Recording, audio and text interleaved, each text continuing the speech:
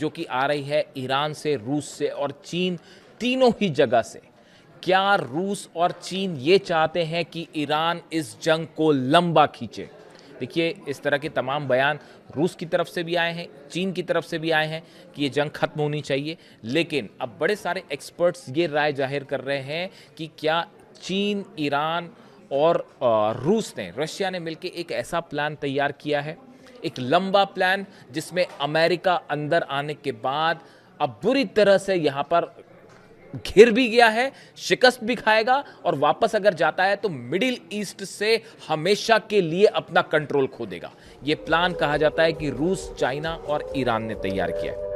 देखिए, Donald Trump ने Iran को जो अल्टीमेटम दिया है वो आज रात 8 बजे खत्म हो रहा है। ट्रंप ने कहा है कि अगर आज रात 8 बजे तक ईरान की तरफ से हॉर्मूज नहीं खोला गया तो उसका नतीजा होगा ईरान पर भयंकर हमले।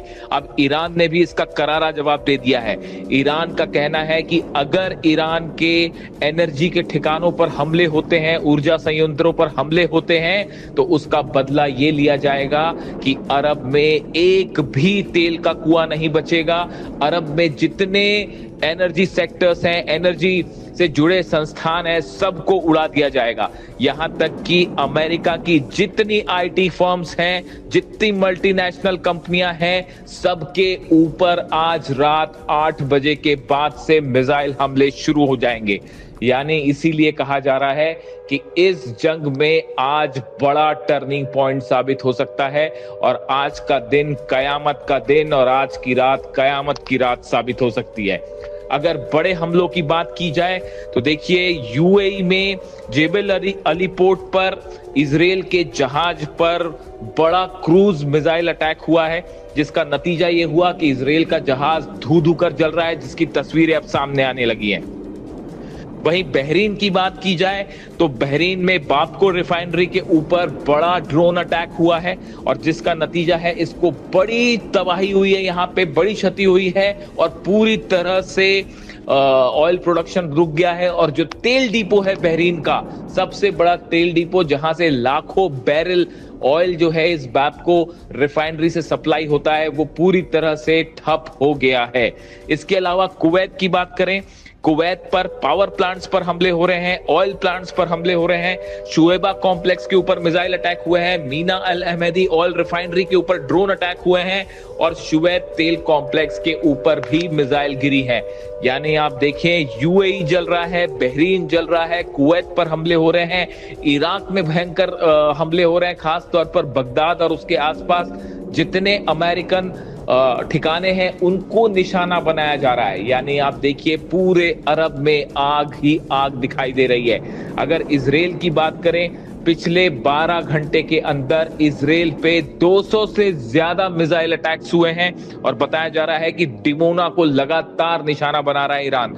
जिस तरह ईरान के न्यूक्लियर साइट्स पर हमले हुए, बुशर पर हमला हुआ, अराक पर हमला हुआ, अर्दकान पर हमला हुआ, इस्फहान पर हमला हुआ और नतांज पर हमला हुआ, उसका बदला लेते हुए लगातार ईरान जो है वो डिमोना पर मिसाइल अटैक कर रहा है। डिमोना में इजराइल का न्यूक्लियर सेंटर है और अगर एक भी मिसाइल डिमोना पर गिरती है तो उसका नतीजा ये होगा कि भयंकर रेडिएशन हो सकता है। इसके अलावा अगर आप बात करें, देखिए लगातार इस तरह की खबरें आ रही है कि एक बार फिर ग्राउंड ऑपरेशन की कोशिश हो सकती है ईरान में। देखिए, ईरान में जिस तरह से दूसरे पायलट को अमेरिका ने बचाया, भले उस पायलट को बचा लिया, लेकिन उसका नतीजा ये हुआ कि इस ऑपरेशन में अमेरिका को अपने 5 फाइटर जेट्स गंवाने पड़े और ये बेहद ही महंगा ऑपरेशन साबित हुआ अमेरिका के लिए।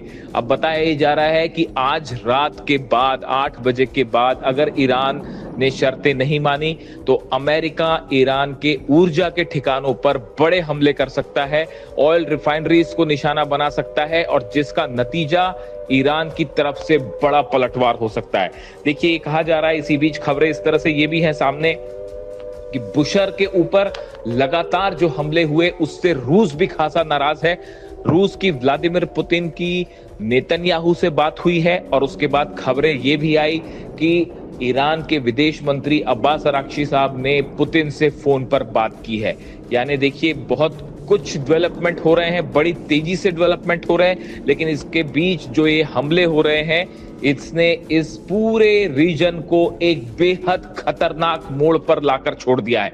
अब सब इस बात का इंतजार कर रहे हैं कि आज रात 8 बजे के बाद क्या इस जंग में एक निर्णायक मोड़ आने वाला है और अरब समेत, इजराइल समेत पूरा इलाका क्या अब एक बहुत बड़े विनाश की आग में जलने जा रहा है।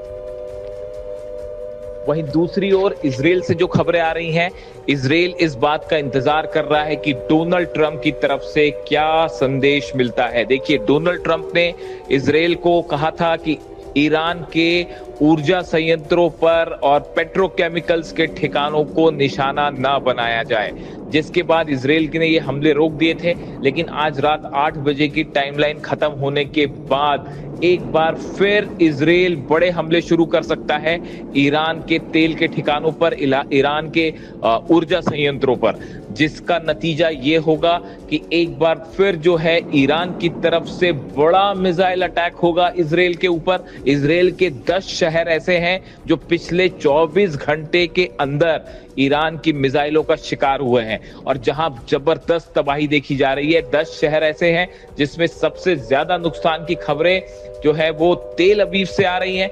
इसके अलावा बताया जा रहा है कि जो एयरपोर्ट है तेल अवीव का, उसको बड़ा नुकसान हुआ है और वहां पर कई मिसाइल्स ने डायरेक्ट हिट किया है, खास तौर पर बेन गुरियन एयरपोर्ट पर। इन हालात में इजराइल में एक बार फिर बड़ी तबाही आज रात को देखने को मिल सकती है।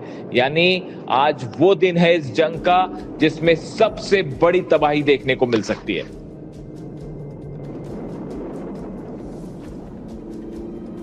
हाल ही में जो इजिप्ट है, उनके फॉरेन मिनिस्टर जो हैं, ये गए थे रूस की यात्रा पे। ये 2 दिन पहले की बात है।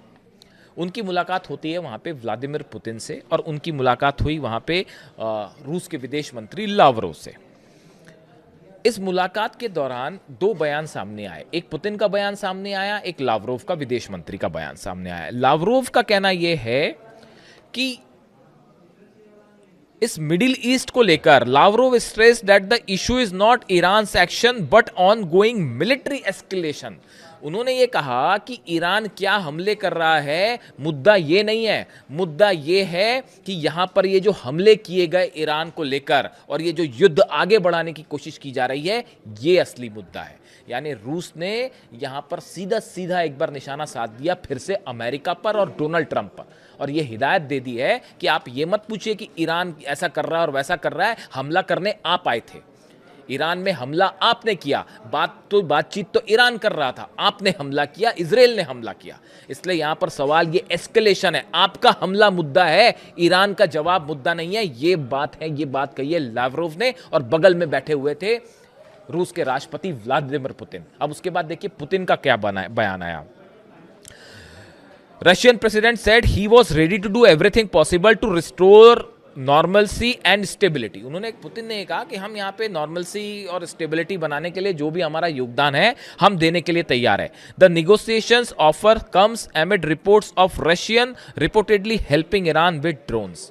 एक प्रकार से पुतिन ये कह रहे हैं ठीक है हम शांति करवाने के लिए राजी हैं, लेकिन ये पहले आप हमले बंद करिए। यहाँ पे देखिए पुतिन असल में अपने को एक ऐसी भूमिका में रख रहे हैं जहाँ पर अमेरिका से पुतिन अपने आप को काफ़ी ऊपर रख रहे हैं और ये कह रहे हैं कि ठीक है मैं युद्ध बंद करवा सकता हूँ, लेकिन आपको अब हमारी शर्तें माननी पड़ेगी। ये ईरान की तरफ से जो शर्तें हैं पूरे बेसिस खाली करिए, ये बात दे दी गई है पेंटागन को और डोनाल्ड ट्रंप को समझा दिया गया है कि देखिए युद्ध तब रुकेगा, पूरे अमेरिकन बेस खाली करिए और यहाँ से निकलिए बाहर, ये आपका इलाका नहीं है, मिडिल ईस्ट छोड़ दीजिए। सबसे जो बड़ी शर्त है वो है, देखिए न्यूक्लियर प्रोग्राम तो अब कोई नहीं रोक सकता, ना डोनाल्ड ट्रंप रोक सकते, ना नेतन्याहू रोक सकते। मिसाइल प्रोग्राम कोई नहीं रोक सकता। क्या मिसाइल प्रोग्राम रोकोगे? वहाँ पे हर दिन जो है वो सैकड़ों ड्रोन बन रहे हैं। और बड़ी खबर ये भी है देखिए कि बताया जा रहा है, इस तरह की खबरें आई हैं ईरान की मिसाइल्स को लेके कि ईरान के पास जो मिसाइल्स फायर की ईरान ने, अगर आपने उसके नंबर देखे हो तो ईरान ऑन एन एवरेज 100 से 200 मिसाइल रोज फायर कर रहा है। आप अगर चलिए 100 भी मान लीजिए तो भी इन हालात में 3000 मिसाइल्स जो हैं वो 1 महीने में चल रही हैं।